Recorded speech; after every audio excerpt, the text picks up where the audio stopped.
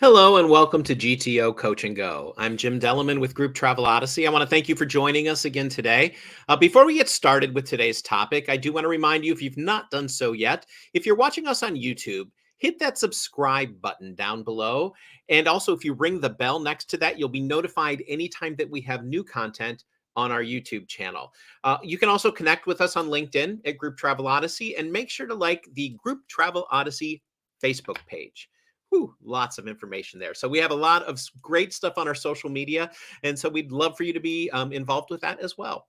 Today, we are going to be discussing our tour director portal a little bit more and giving you some tips and tricks for using this portal.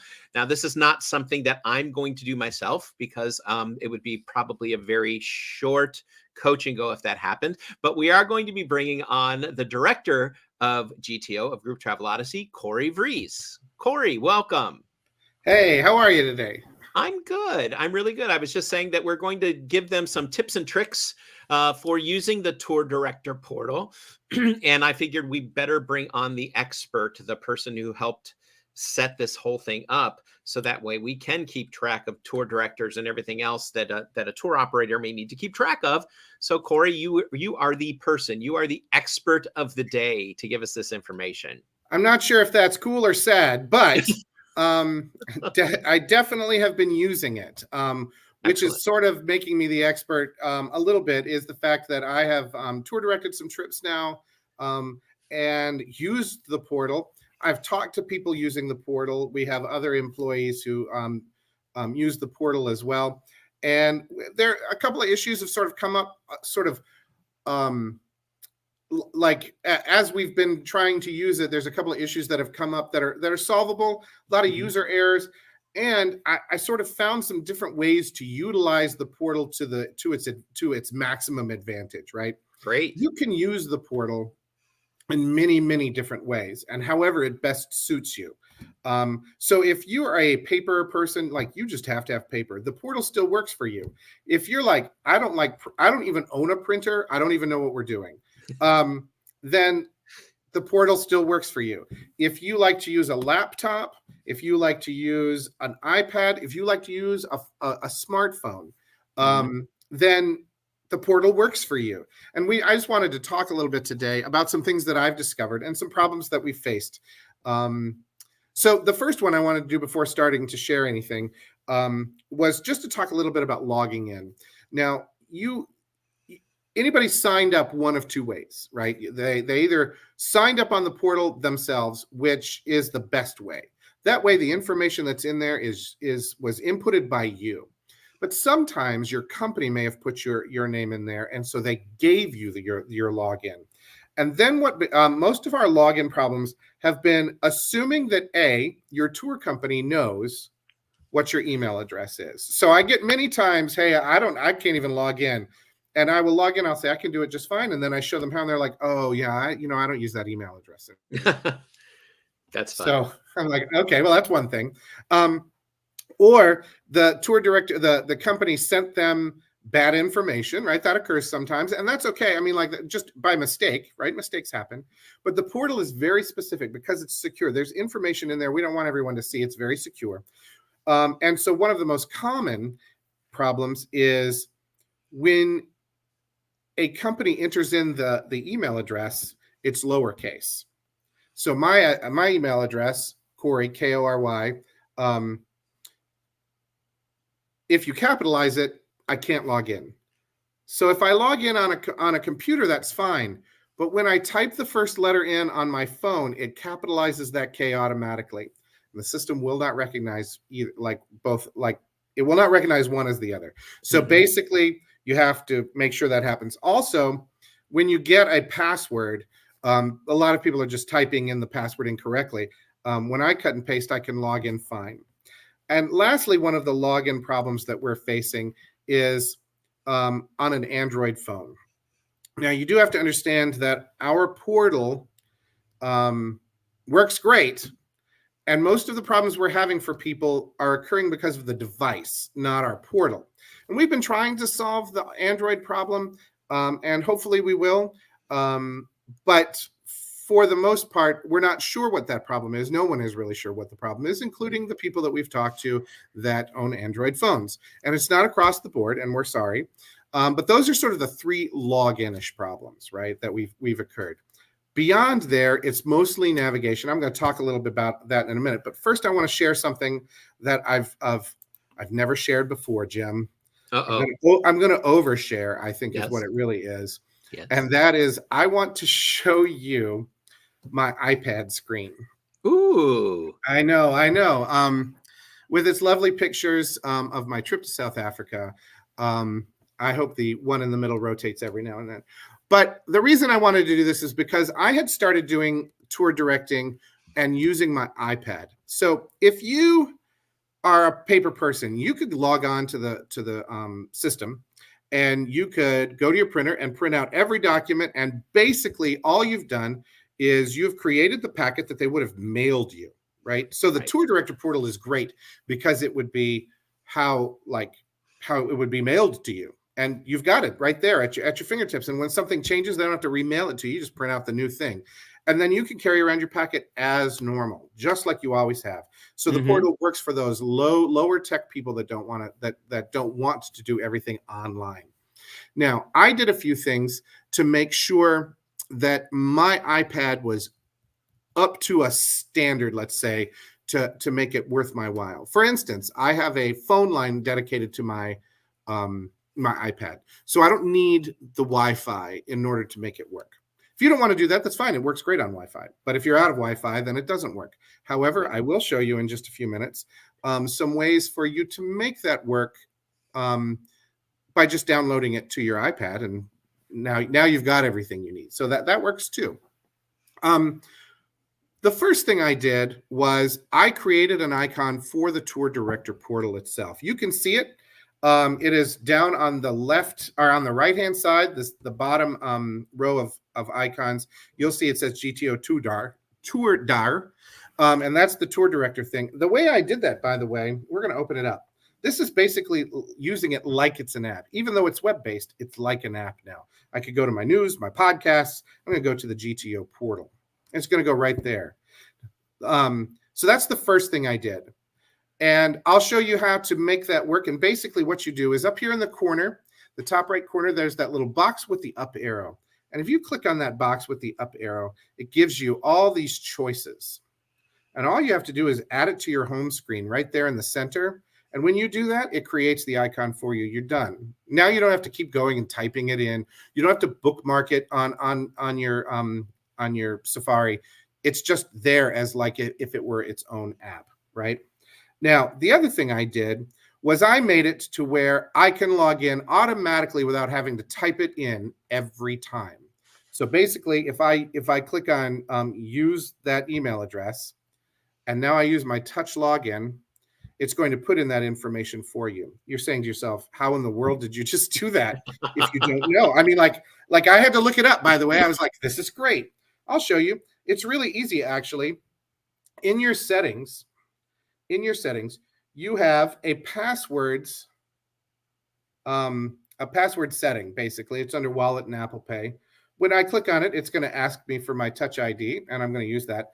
And now these are all, so everybody knows that I have a Netflix account, that I do the New York Times crossword puzzle every day. I have a Hulu account, and there's my GTO tour director at Netlify.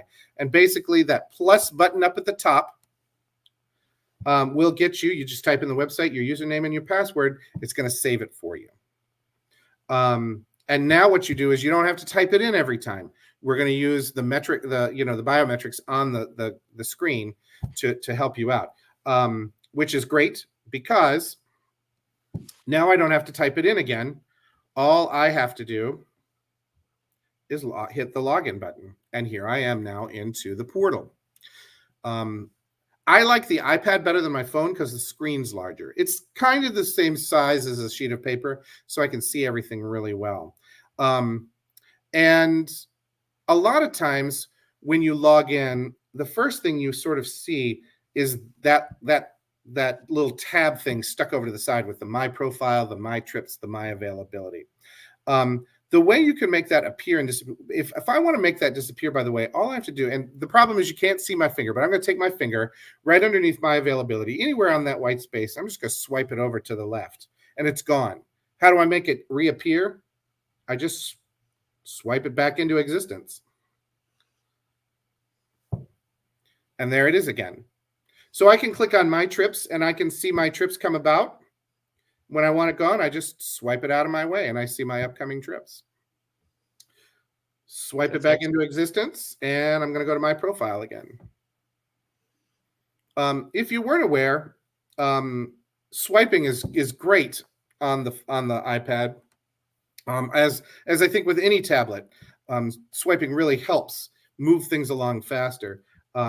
Like for instance, I just swiped back to the home page, so I can back swipe myself, so to speak, into backwards and forwards. Instead of back buttoning something, I can swipe backwards and swipe forwards. Another cool thing that I found out, get that out of the way. So now I have access to all my documents for this trip. I actually just uploaded some documents so that we had them.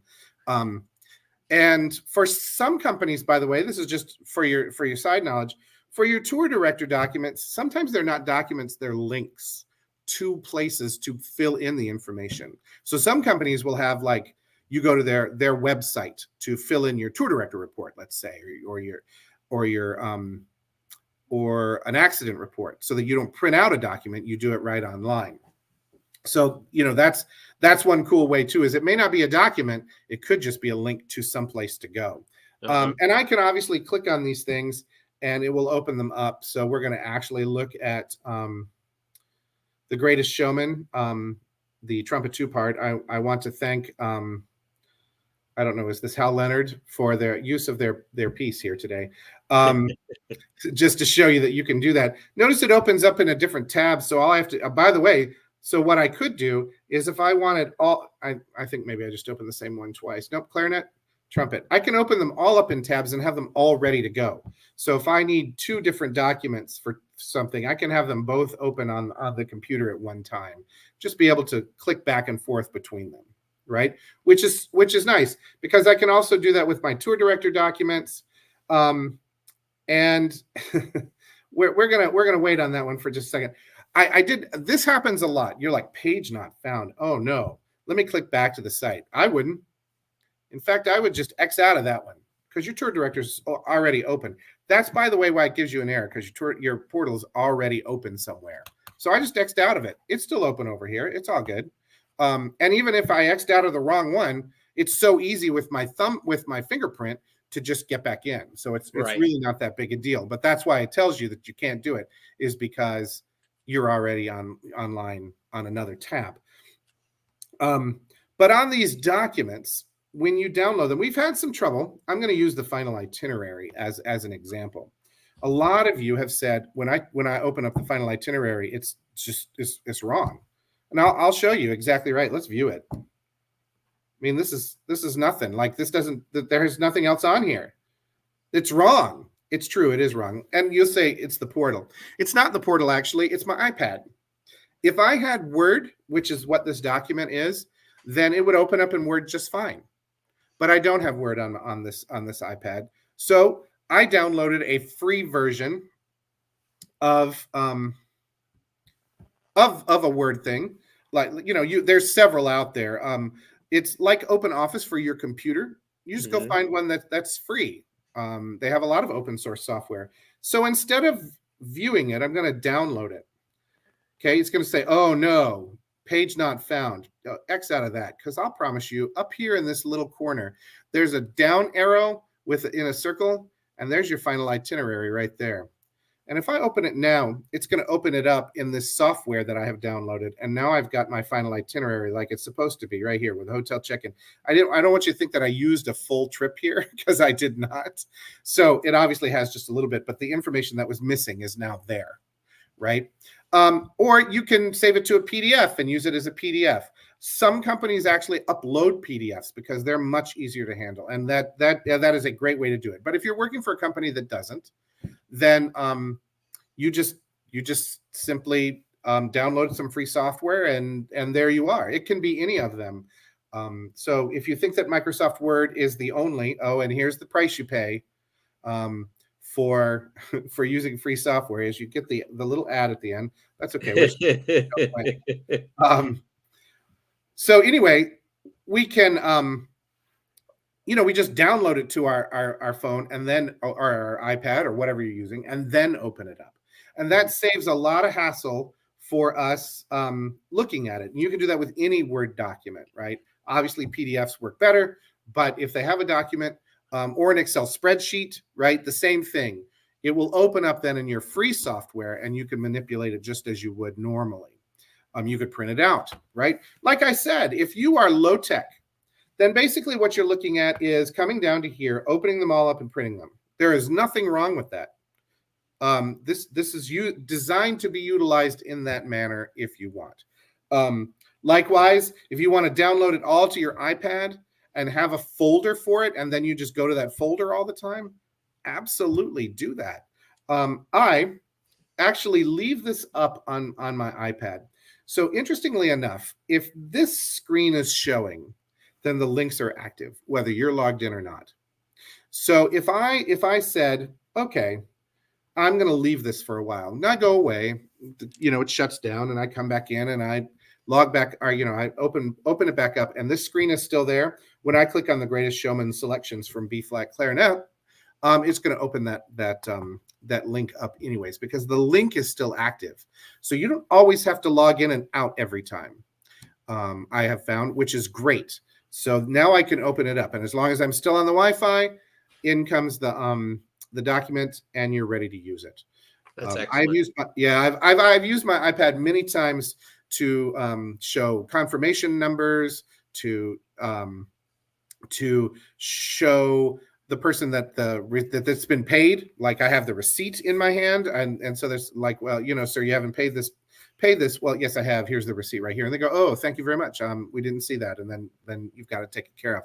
No problems. You don't have to flip through a bunch of papers. And what if they, if a company got it paid, let's say it was a last minute addition, you maybe didn't get it paid until after your packet was sent the first time, but you have it because they can upload it and have it on there. I had someone call me and say, I was missing something from my packet, and I called them, and it was, within 2 minutes, it was up and ready to go.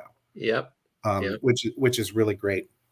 For iPad users, by the way, one of the things I really like about this is, let's say we're going to do something weird, like we're going to make a little change, and I have to make a note of the change that we're making.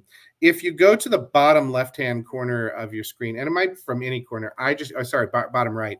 I use the bottom right-hand corner, and you swipe up. It will bring up a note feature, and now I can type in,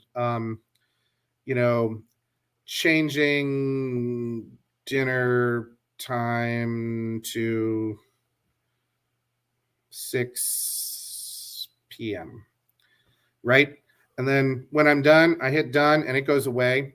And then 2 hours later, when we checked into the hotel, and the hotel had mints on all our pillows, and I wanted to remember that, I can come back in here and say mints on pillows. I think I type faster on this screen than I do on a normal computer. And then when I click done, it's gone. And then I have all my notes for that school in one place as well. Right. And I can add the link to it so that I can know that it's the tour director portal. I mean, you can do all kinds of things. This is for iPad users. No, I do not get a kickback from iPad. This is just because I found these things while I was using it. I carry around my iPad like a clipboard, is basically what it is. In fact, I would actually take a picture of the itinerary and make it my lock screen for my iPad. So all I have to do is tip the iPad up, and I can see that day's events on my iPad. It's just a picture of it as the lock screen. And so I don't have to log in to see it every time. I don't have to go to the document. I don't have to print it off, carry around in my pocket. It's just right there the minute I unlock my iPad. I don't have one right now to do that with, or otherwise I would. I mean, but it's not hard. You take the picture and you set it as your lock screen. just like you would for the picture I have on it, which is a fire. Um, you just do the same thing. So this would be instead of the fire and the drums, I would have the itinerary sitting there, and that's really what you want available. What's great about an iPad as well, and I know this sounds, again, like I'm shilling for the Apple company, but I think for any tablet that you might use, for instance, I can see right now that the weather's going to hold pretty well here in my area all day long, which is something that you might want to know if you're at an amusement park. If you were going to be somewhere on Saturday, I could say that, well, it's going to be a rainy day. We need to watch out for that day. You can do all of those sorts of things by having it all here in one spot digitally, if that makes sense. So let me go back to our thing. By the way, you can also use this for all your trips. You can look at your other trips. You can also, you can update your information here very easily. I don't care if anyone knows where I live or that I used to teach band and that I guess my TSA number is probably not so great, but you can, everybody freeze that. I don't know if you want to, when I get arrested the next time because someone accidentally used my TSA number, I'll know what happened. And also remember, when you hit the settings button at the top, you can reset your password. I'm not going to do that. Right. And of course, the button next to it is to log out. It's very easy to log back in for me because I use this thing. That's how quick it's going to be for me to log back in if I accidentally log out. Those are some tips.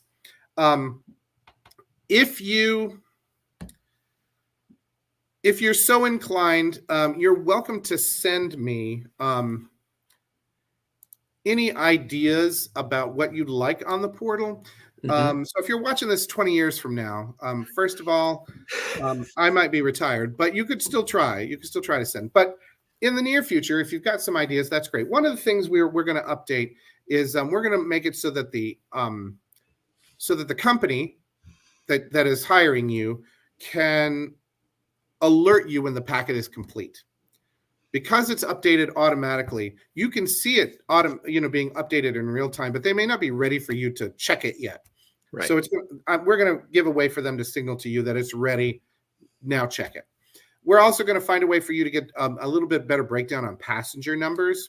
Right now, our passenger numbers include tour directors and bus drivers, motor coach drivers. So we want to make sure that you get a better breakdown of students and adults and children and veterans and all that kind of stuff. So we're working to do that and working to get a few more notes from the client or from the tour operator to you, so that it's very clear. In fact, sometimes people miss they say, I don't even know who the drivers are. Well, it's in the box that says tour director information, and they just skipped over that part to get to the meat and potatoes that they know. I got to have a schedule. I got to have these receipts. I need the rooming list. So, and if you have tips and tricks, send them my way, because I think I'd like to keep them very up to date. And if you learn things, if you use an Android tablet, let me know how an Android tablet works.